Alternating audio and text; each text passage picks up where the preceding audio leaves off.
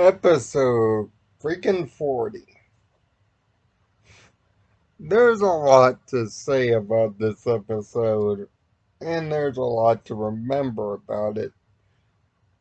Anybody that remembers Kovalioka beyond the season 1 cheese will certainly remember this one. Not only because it's the prototypical zombie episode, but because this prototypical zombie episode happens to do more with the concept in a unique spin for Kobayoko than most zombie themed things do today. And yes, one goofy line, one very infamous, very stupid, and very goofy line.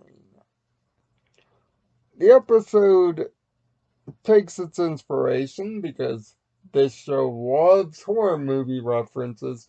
Keep in mind, this show has already referenced Alien, The Terminator, Final Destination 2 as part of its horror-themed majesty. By the time it ends, it will reference the birds, among other things. But most notably, this one references Night of the Living Dead. George R. Romero, may rest in peace, proverbial zombie classic. The origin of the zombie genre, with the appropriately titled Attack of the Zombies. How so? Well, you can tell in the episode's very structure. Van, of course, is at it again, but this time he takes a rather unique approach. Plus, he's very kind to light bulbs for some odd reason. By Once the Spectre leaves the lamp in Odd's room, he gently puts the light bulb down before attacking a then sleeping but now aware Kiwi. That's right, Kiwi is the victim here.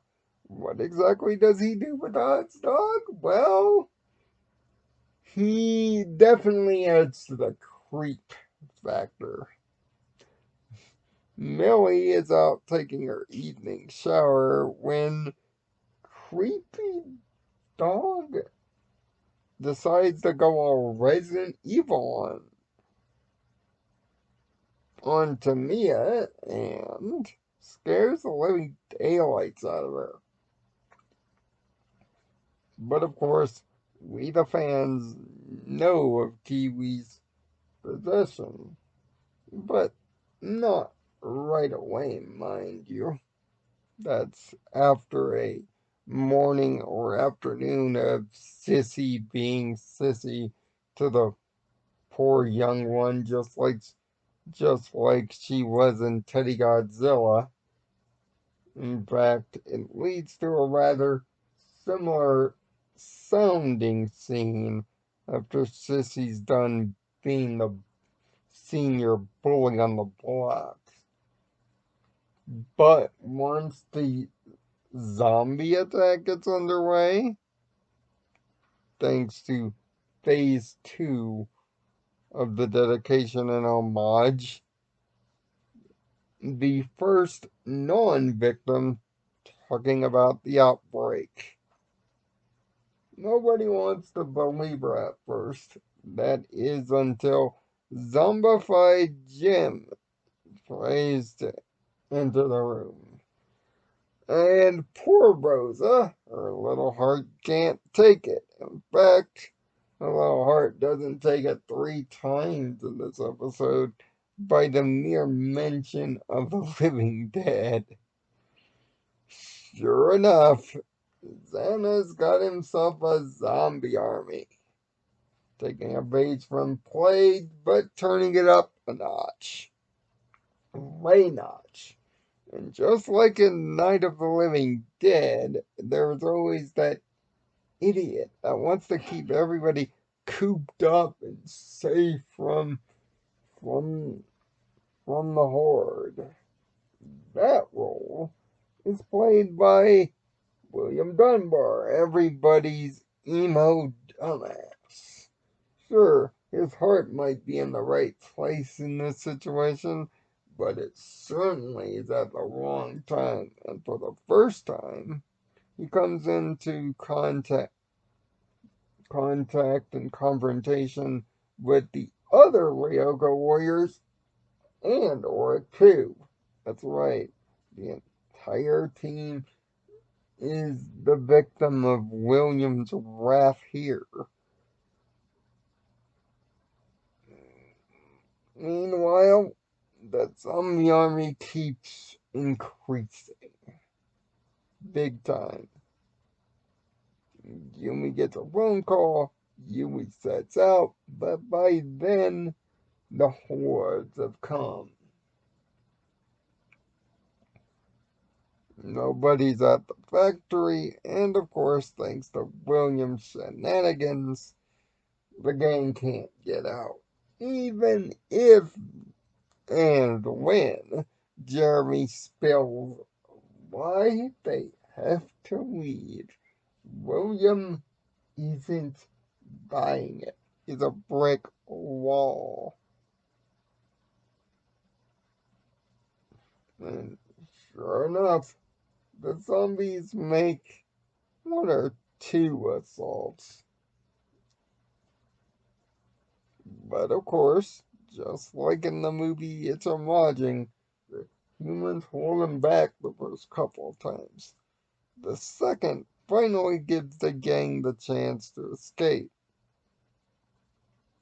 but not before Kiwi is discovered as the patient zero and decides to take it out on his owner. That's right, Odd becomes one of them. Sadly, zombified Odd isn't used that much, which I was surprised they didn't use that plot point too much. But the reason why just Odd and not Oric, who's also in the room, is rather clever. See, Jeremy and Aelita are given the freedom to escape, but it's all part of Xana's big plan.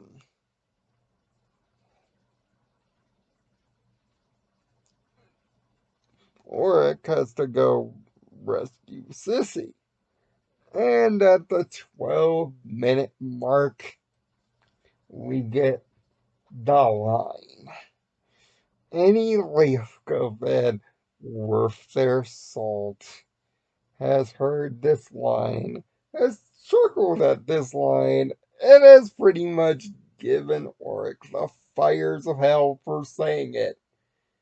Kill the zombies, combined with a rather silly and poorly animated dance to get their attention.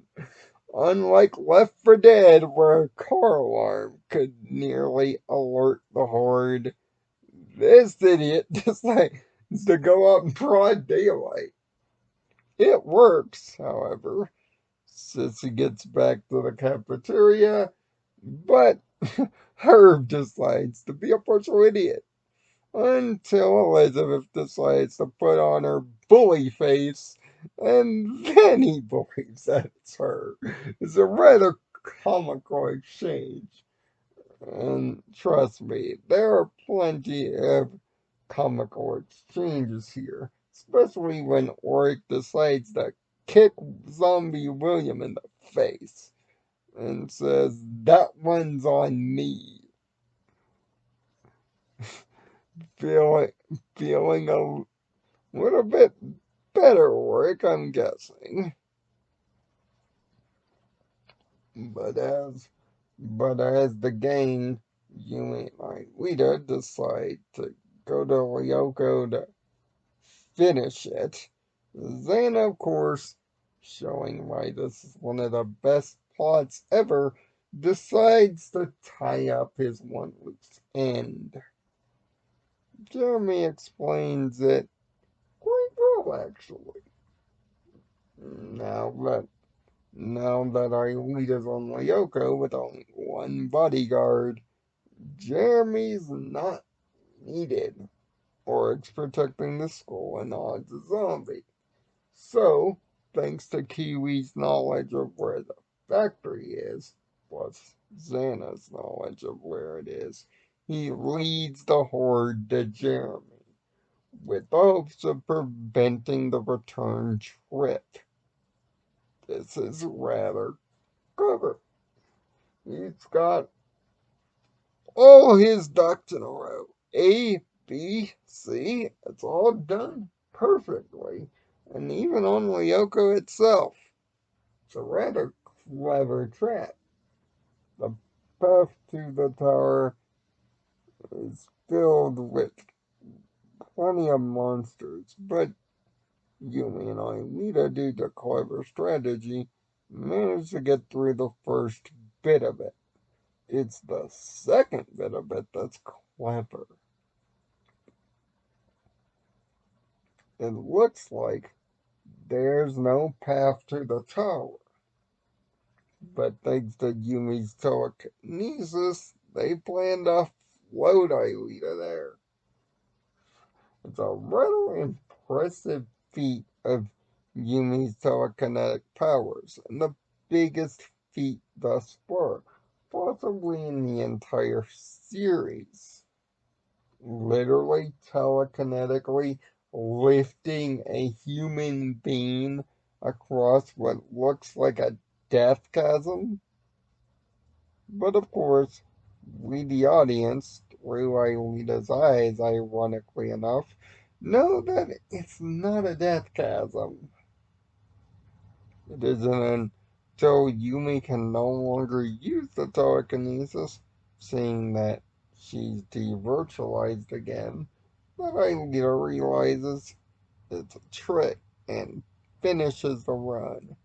But not before Kiwi manages to get hold of Jeremy, and even when zombified, using the last bit of his humanity, because humanity and emotion conquer all in this show, the return trip is launched. Thus,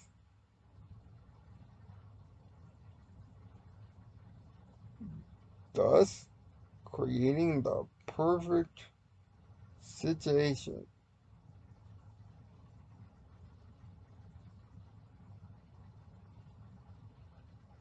This storyline is pretty damn good for something that's just a bit of a crazy homage. It's actually the best homage they've done thus far. Of all the horror movies they've referenced, this is clearly the best one, at least for now. This episode gets a perfect score, a 6 out of 6, a 10 out of 10 if you prefer that route. A clever Xana plot, tied up rather perfectly, combined, combined with an homage to one of the most important horror movies ever. Yes, it's silly. Yes, it's simple. Yes, it's campy. But God, is it great. A perfect score for the episode that killed Oric Stern, at least in the notion of cool factor. Trust me, even years later, I can't look at that kid and not think of that line. But next week is going to be proof positive of tonal whiplash when we do Ultimatum next. That's right, we're 40 episodes in. I can't believe it either. Until next week, I'm Nirvana Sparkle. Find peace in your own Nirvana. And I don't want to play a zombie game, Other Joe. I just don't.